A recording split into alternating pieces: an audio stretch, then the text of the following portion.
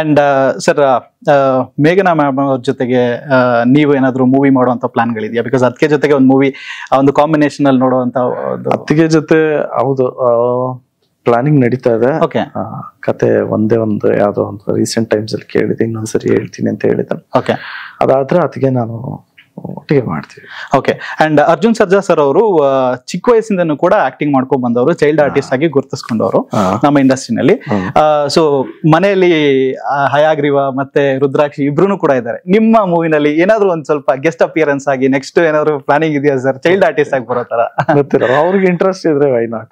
Okay, ಅವ್ರ interest ಇರ್ಬೇಕಲ್ಲ, ನಾವ್ ಹೆಂಗ್ ಪುಷ್ ಮಾಡಕ್ಕಾಗತ್ತೆ? ಎಸ್, ಅವ್ರಿಗೆ ಇಂಟ್ರೆಸ್ಟ್ ಇದ್ರೆ ಮಾಡ್ಲಿ. ಓಕೆ, ರಾಯನ್ ಮಾಡ್ಲಿ. 3 ಜನ ಮಕ್ಕಳಲ್ಲಿ ಯಾರು ಮಾಡ್ತೀನಿ ಅಂದ್ರೂ ಐ ಹ್ಯಾವ್ ನೋ ಅಬ್ಜೆಕ್ಷನ್.